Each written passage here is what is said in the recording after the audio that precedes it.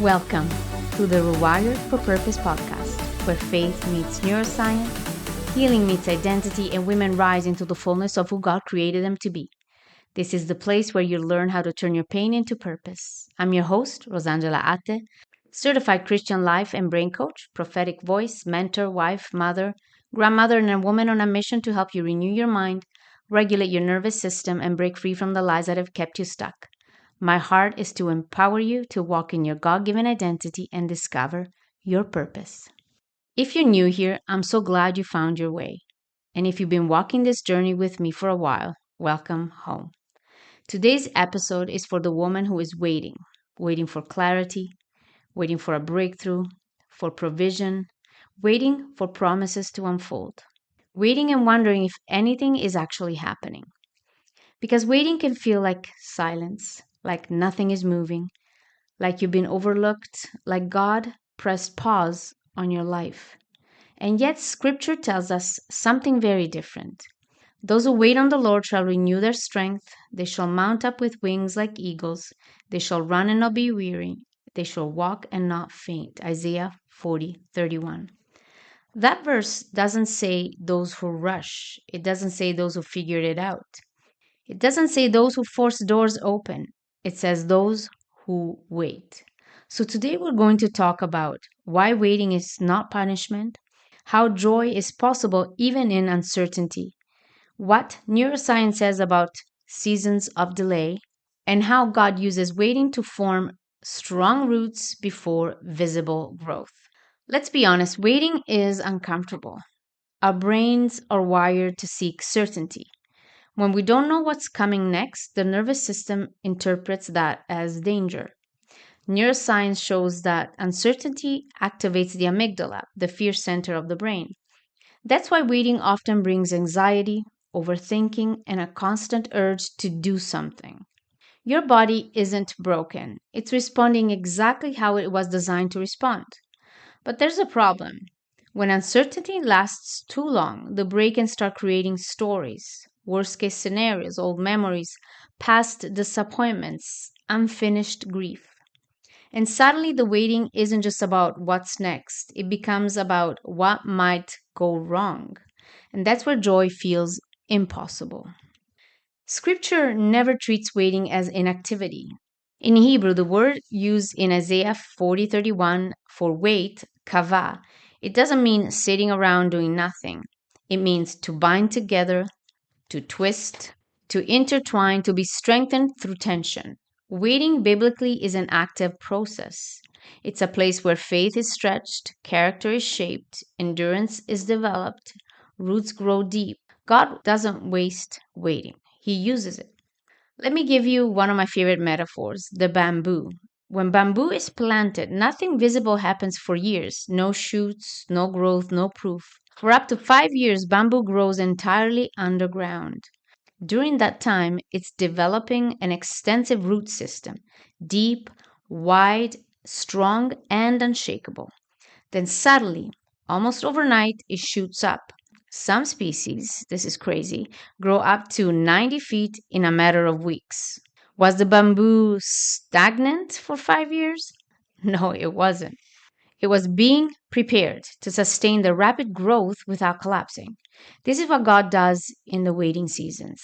If He brought you the promise too early, it would crush you. If the breakthrough came before the roots, you wouldn't survive the weight of it. Waiting is not denial, it's development. He is developing your character, your faith, your strength, and sometimes He's testing our obedience. Do we really trust what He said? Do we know that He loves us and whatever He's doing is for our good? That's what He did with Joseph. He tested him until the word came to pass. Joy does not mean pretending everything is fine. You're not denying the circumstances. Biblical joy is not an emotional hype. It's anchored in our trust in God, in our trust in who He says He is. Joy says, I don't know how this will unfold, but I know who holds me and who holds my future. Neuroscience shows that gratitude and hope activate the prefrontal cortex, which is the part of the brain that is responsible for perspective, regulation, meaning, decision making. When we practice gratitude in uncertainty, we're not ignoring pain. We are training the brain to stay anchored instead of spiraling, even in hard situations. Joy calms the nervous system, hope stabilizes the mind, and trust restores safety in the body. This is what scripture says: hope deferred makes the heart sick, but a longing fulfilled is a tree of life.